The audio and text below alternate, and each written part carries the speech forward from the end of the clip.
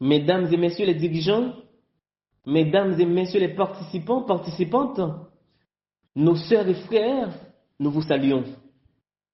Aujourd'hui est 10 décembre, c'est la journée internationale des droits de l'homme. En ce 10 décembre 2025, jour manquant le 77e anniversaire de la Déclaration universelle des droits de l'homme, nous avons l'immense honneur d'être parmi vous pour vous entretenir pendant quelques minutes sur la Déclaration universelle des droits de l'homme, adoptée par les Nations unies le 10 décembre 1948, dont Haïti en fait partie et avait joué un rôle clé dans sa rédaction. Nos remerciements s'adressent aux dirigeants pour l'honneur, à vous, chers participants, participantes, à vous, nos sœurs et frères, pour votre présence. Vous avez avec vous votre frère, votre serviteur, Tony Rifford. Nous sommes constitutionnalistes, défenseurs publics, chanteurs, gestionnaires comptables, mémorants en droit.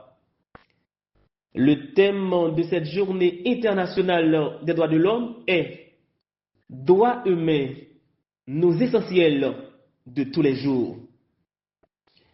Au cours de l'histoire, les conflits, qu'il s'agisse de guerre ou de soulèvement populaire, ont souvent été une réaction à des traitements inhumains et à l'injustice. La Déclaration anglaise des droits de 1689, rédigée à la suite des guerres civiles survenues dans le pays, a été le résultat de l'aspiration du peuple à la démocratie. Un siècle plus tard exactement, la Révolution française donna lieu à la Déclaration des droits de l'homme et du citoyen, qui proclamait l'égalité universelle, mais le Silène de Cyrus, rédigé en 539 avant Jésus-Christ, par Cyrus le Grand de l'Empire achéménide de Perse, ancien Iran, après sa conquête de Babylone, est souvent considéré comme le premier document des droits de l'homme. Quant au pacte des vertueux, conclu en tribu arabe vers 590 après Jésus-Christ, il est considéré comme l'une des premières alliances pour les droits de l'homme. Après la Deuxième Guerre mondiale et la création de l'Organisation des Nations Unies, la communauté internationale jura de ne plus jamais laisser se produire des atrocités comme celles commises pendant ce conflit. Les dirigeants du monde entier décidèrent de renforcer la Charte des Nations Unies par une feuille de route garantissant les droits de chaque personne, en tout lieu et en tout temps. La Déclaration universelle des droits de l'homme a été adoptée le 10 décembre 1958 par l'Organisation des Nations Unies, juste après la création de celle-ci, en réaction aux actes de barbarie qui ont révolté la conscience de l'humanité pendant la Seconde Guerre mondiale. Son adoption reconnaît les droits humains comme la base de la liberté, de la justice et de la paix. La DUDH définit 30 droits et libertés inhérents à tous les humains et dont personne ne peut les priver. Aujourd'hui encore, ces droits constituent la base de l'ensemble du droit international en matière de droits humains. La Déclaration universelle des droits de l'homme DUDH reste un document vivant. C'est le document le plus traduit au monde.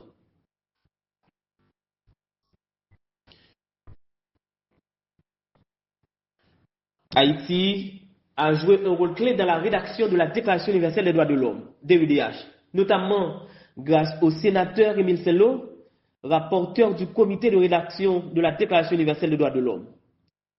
Malheureusement, la Déclaration universelle des droits de l'homme, comme toute déclaration, n'a pas de force contraignante. Mais la bonne nouvelle, c'est que pour nous en Haïti, ces droits sont repris dans la Constitution du 29 mars 1987 amendée, qui est la charte fondamentale de la nation haïtienne, particulièrement dans le deuxième chapitre titré des droits fondamentaux.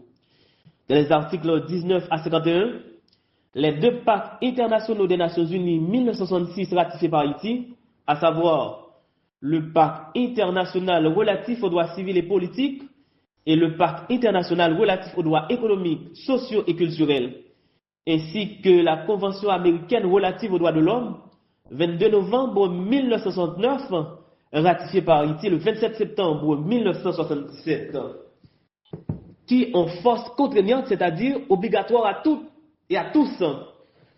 Leur non-respect est assorti d'une sanction. Nous allons lire rapidement les 30 articles de cette déclaration. Article 1er de la Déclaration universelle des droits de l'homme. Tous les êtres humains naissent libres et égaux en dignité et en droit. Ils sont doués de raison et doivent agir les uns vers les autres dans un esprit de fraternité.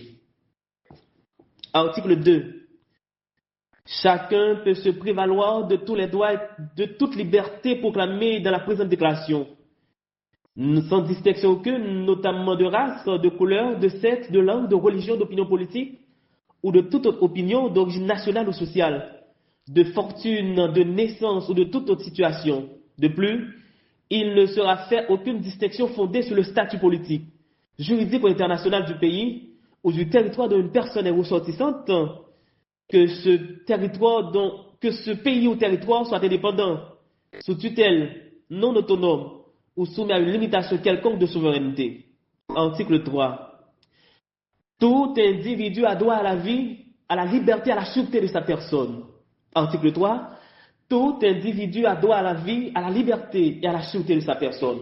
Article 4. Nul ne sera tenu en esclavage ni en servitude. L'esclavage et la traite des esclaves sont interdits sous toutes leurs formes. Article 5. Nul ne sera soumis à la torture ni à des peines ou traitements cruels, inhumains ou dégradants. Article 6. Chacun a le droit à la reconnaissance en tout lieu de sa personnalité juridique. Article 7. Tous sont égaux devant la loi et ont droit sans distinction à une égale protection de la loi. Tous ont droit à une protection égale contre toute discrimination qui violerait la présente déclaration et contre toute provocation à une telle discrimination. Article 8. Toute personne a droit à un recours effectif devant les juridictions nationales compétentes contre les actes violant les droits fondamentaux qui lui sont reconnus par la Constitution ou par la loi. Article 9. Nul ne peut être arbitrairement arrêté, détenu ni exilé. Article 10. Toute personne a droit en pleine égalité à ce que sa cause soit entendue équitablement et publiquement par un tribunal indépendant et impartial qui décidera soit de ses droits et obligations, soit du bien fondé de toute accusation en matière pénale dirigée contre elle. Article 11, alinéa 1. Toute personne accusée d'un acte délicieux est présumée innocente jusqu'à ce que sa culpabilité ait été illégalement établie au cours d'un procès public où toutes les garanties nécessaires à sa défense lui ont été assurées. Alinéa 2.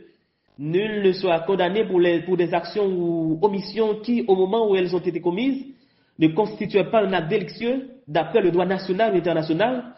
De même, il ne sera infligé aucune peine plus forte que celle qui était applicable au moment où l'acte délicieux a été commis. Article 12. Nul ne sera l'objet d'immixtion arbitraire dans sa vie privée, sa famille, son domicile ou sa correspondance, ni d'atteinte à son honneur et à sa réputation. Toute personne a droit à la protection de la loi contre de telles immixtions ou de telles atteintes. Article 13, alinéa 1. Toute personne a le droit de circuler librement et de choisir sa résidence à l'intérieur d'un État. Article 13, alinéa 1. Toute personne a le droit de circuler librement et de choisir sa résidence à l'intérieur d'un État. Alinéa 2. Toute personne a le droit de quitter tout pays, y compris le sien, et de revenir dans son pays. Article 14, alinéa 1. Devant la persécution, toute personne a le droit de chercher asile et de bénéficier de l'asile en d'autres pays. Alinéa 2. Ce droit ne peut être évoqué dans le cas de poursuites réellement fondées sur un crime de droit commun ou sur des agissements contraires au but et aux principes des Nations Unies. Article 15, alinéa 1. Tout individu a droit à une nationalité. Alinéa 2. Nul ne peut être arbitrairement privé de sa nationalité ni du droit de changer de nationalité. Article 16, alinéa 1. À partir de l'âge nubile, l'homme et la femme, sans aucune restriction quant à la race, la nationalité ou la religion, ont le droit de se marier et de fonder une famille. Ils ont des droits égaux au regard du mariage, durant le mariage et lors de sa dissolution. Alinéa 2. Le mariage ne peut être conclu qu'avec le libre et plein consentement des futurs époux. Alinéa 3. La famille est l'élément naturel et fondamental de la société et a droit à la protection de la société et de l'État. Alinéa 3. La famille est l'élément naturel et fondamental de la société et a droit à la protection de la société et de l'État. Article 17, alinéa 1. Toute personne, aussi bien seule qu'en collectivité, a droit à la propriété. Article 10 à l'alinéa 1, toute personne, aussi bien seule qu'en collectivité, a droit à la propriété. Alinéa 2, nul ne peut être arbitrairement privé de sa propriété. Alinéa 2, nul ne peut être arbitrairement privé de sa propriété. Article 18, toute personne a droit à la liberté de pensée, de conscience et de religion. Ce droit implique la liberté de changer de religion ou de conviction ainsi que la liberté de manifester sa religion ou sa conviction, seul ou en commun, tant en public qu'en privé, par l'enseignement, les pratiques, le culte et l'accomplissement des rites. Article 19. Tout individu a droit à la liberté d'opinion et d'expression, ce qui implique le droit de ne pas être inquiété pour ses opinions et celui de chercher, de recevoir et de répandre sans considération de frontières les informations et les idées par quelque moyen d'expression que ce soit. Article 20, alinéa 1. Toute personne a droit à la liberté de réunion et d'association pacifique. Alinéa 2. Nul ne peut être obligé de faire partie d'une association. Article 21, alinéa 1. Toute personne a le droit de prendre part à la direction des affaires publiques de son pays, soit directement, soit par l'intermédiaire de représentants librement choisis. Alinéa 2. Toute personne a droit à accéder dans des conditions d'égalité aux fonctions publiques de son pays. Alinéa 3. La volonté du peuple est le fondement de l'autorité des pouvoirs publics. Cette volonté doit s'exprimer par des élections honnêtes qui doivent avoir lieu périodiquement au suffrage universel égal au vote secret ou suivant une procédure équivalente assurant la liberté du vote. Article 22. Toute personne en tant que membre de la société a droit à la sécurité sociale. Elle est fondée à obtenir la satisfaction des droits économiques, sociaux et culturels indispensables à sa dignité et au libre développement de sa personnalité, grâce à l'effort national et à la coopération internationale, compte tenu de l'organisation des ressources de chaque pays. Article 23, alinéa 1. Toute personne a droit au travail, au libre choix de son travail, à des conditions équitables et satisfaisantes de travail et à la protection contre le chômage. Alinéa 2. Tous ont droit sans aucune discrimination à un salaire égal pour un travail égal. Alinéa 3. Quiconque travaille a droit à une rémunération équitable et satisfaisante, lui assurant ainsi qu'à sa famille une existence conforme à la dignité humaine et complétée, s'il y a lieu, par tous autres moyens de protection sociale. Alinéa 4. Toute personne a le droit de fonder avec d'autres des syndicats et de s'affilier à des syndicats pour la défense de ses intérêts. Article 24. Toute personne a droit au repos et au loisir et notamment à une limitation raisonnable de la durée du travail et à des congés payés périodiques. Article 25, alinéa 1. Toute personne a droit à un niveau de vie suffisant pour assurer sa santé, son bien-être et ceux de sa famille, notamment pour l'alimentation, l'habillement, le logement, les soins médicaux ainsi que pour les services sociaux nécessaires. Elle a droit à la sécurité en cas de chômage, de maladie, d'invalidité, de veuvage, de vieillesse ou dans les autres cas de perte de ses moyens de subsistance par suite de circonstances indépendantes de sa volonté. Alinéa 2, la maternité et l'enfance ont droit à une aide et à une assistance spéciale, à une assistance sociale spéciale. Tous les enfants, qu'ils soient nés dans le mariage ou au mariage, jouissent de la même protection sociale. Article 26, alinéa 1. Toute personne a droit à l'éducation. L'éducation doit être gratuite, au moins en ce qui concerne l'enseignement élémentaire et fondamental. L'enseignement élémentaire est obligatoire. L'enseignement technique et professionnel doit être généralisé. L'accès aux études supérieures doit être ouvert. L'accès aux études supérieures doit être ouvert en pleine égalité à tous en fonction de leur mérite. Alinéa 2. L'éducation doit viser au plein épanouissement de la personnalité humaine et au renforcement du respect des droits de l'homme et des libertés fondamentales. Elle doit favoriser la compréhension, la tolérance et l'amitié entre toutes les nations et tous les groupes raciaux ou religieux, ainsi que le développement des activités des Nations Unies pour le maintien de la paix. Alinéa 3. Les parents ont par priorité le droit de choisir le genre d'éducation à donner à leur enfant. Article 27.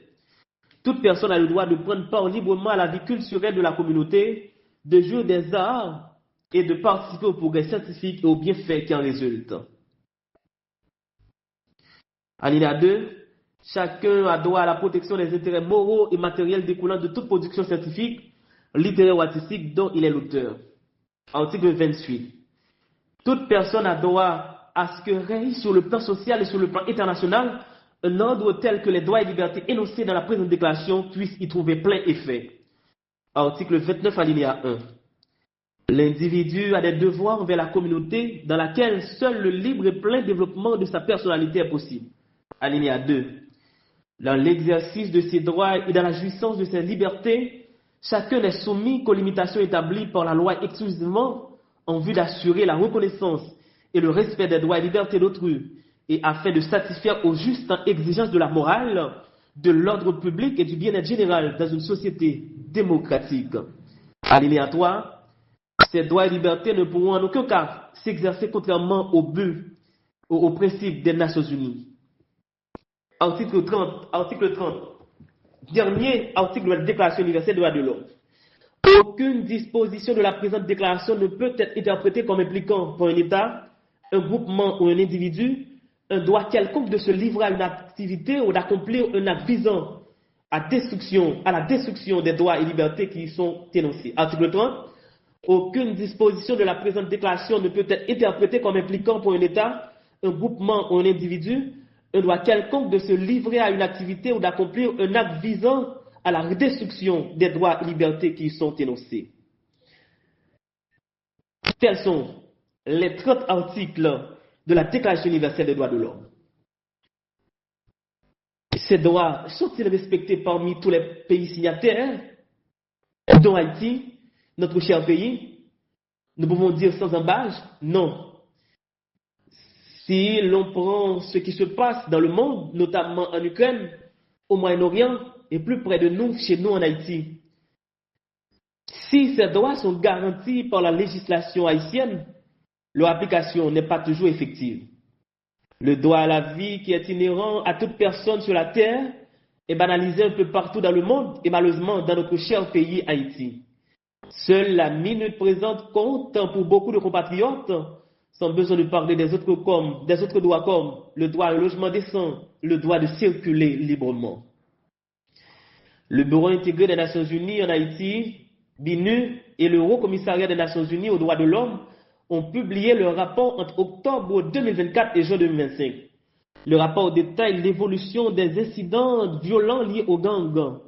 Il montre que la violence a fortement augmenté au cours des derniers mois, en particulier dans les départements du Bas-Artibonite et du centre, alors que les gangs continuent d'étendre leur influence le long des routes clés du nord et du centre du pays, ainsi qu'en direction de la République dominicaine. Les violations des droits humains en dehors de Port-au-Prince s'intensifient dans les régions du pays, où la présence de l'État est extrêmement limitée. La communauté internationale doit renforcer son soutien aux autorités qui sont les premières responsables de la protection de la population haïtienne, a déclaré Ulrika Richardson, chef par intérim du BINU et coordonnatrice résidente des Nations Unies. Entre le 1er octobre 2024 et le 30 juin 2025, au moins 1018 personnes ont été tuées, 213 blessées et 620 enlevées dans l'Artibonite et le centre, ainsi qu'à Gantier et Font-Parisé à l'ouest de la zone métropolitaine de Port-au-Prince, indique le rapport. Le rapport note que la tuerie de masse de Ponsondé Bar-Artibonite en octobre 2024, ayant fait plus de 100 morts, a marqué un tournant majeur dans le cycle de la violence entre les gangs et les groupes dits d'autodéfense. Plusieurs autres massacres ont suivi, provoquant des déplacements massifs, notamment dans la ville de Mirbalais, département du centre, qui au début de l'année a vu ses 100 000 habitants fuir. Nous pouvons aussi parler de la fuite de la population saudelaise. La situation des réfugiés en Haïti, en matière des droits de l'homme, est alarmante. Nous n'avons pas seulement des droits en tant que citoyens et citoyennes, nous avons aussi des devoirs que nous trouvons dans l'article 52 alinéa 1 de la Constitution du 29 mars 1987 amendée, que nous avons le plaisir de vous rappeler. Des devoirs du citoyen. Article 52. À la qualité de citoyen se rattache le devoir civique. Tout droit est contrebalancé par le devoir correspondant. Article 52 alinéa 1. Article 52 alinéa 1. Le devoir civique est l'ensemble des obligations du citoyen dans l'ordre moral, politique, social et économique vis-à-vis de l'État et de la patrie. Ces obligations sont respecter la Constitution et l'emblème national, respecter les lois, voter aux élections sans contrainte, payer ses taxes, servir de juré, défendre le pays en cas de guerre, s'instruire et se perfectionner, respecter scrupuleusement les deniers et biens de l'État, respecter le bien d'autrui, œuvrer pour le maintien de la paix, fournir assistance aux personnes en danger, respecter les droits et la liberté d'autrui. Article 52, alinéa 2, la dérogation à ces prescriptions est sanctionnée par la loi. Tout le monde, c'est monde. C'est pour droit tout le monde respecter. C'est pour droit tout haïtien à la ronde badé respecter. C'est pour la vie nous respecter en Haïti. C'est pour nous tous joindre manger pour nous manger. C'est pour nous tous joindre bon de l'eau traité pour nous boire. Et pour nous tous joindre bon caille pour nous rester. C'est pour nous tous joindre bon gens soins santé gratis à nos malades. C'est pour tout le monde joindre bon gens l'éducation gratis. C'est pour tout jeunes joindre bon l'école professionnelle à l'université pour yo former tête yo, pour yo tête yo, famille yo ak pays et monde là. C'est pour nous si qu'il est libre et libère dans tout pays. C'est pour nous joindre bon gens sécurité. C'est pour nous joindre bonheur sur la terre. Qu'il vous plaise, mesdames, messieurs, les dirigeants, mesdames et messieurs, les participants, nos sœurs et frères, de remplir fidèlement vos obligations citoyennes pour votre bonheur, pour le bonheur de chaque Haïtien, chaque Haïtienne sur la terre d'Haïti, et pour le relèvement d'Haïti, notre chère patrie. Qu'il en soit ainsi. Je vous remercie.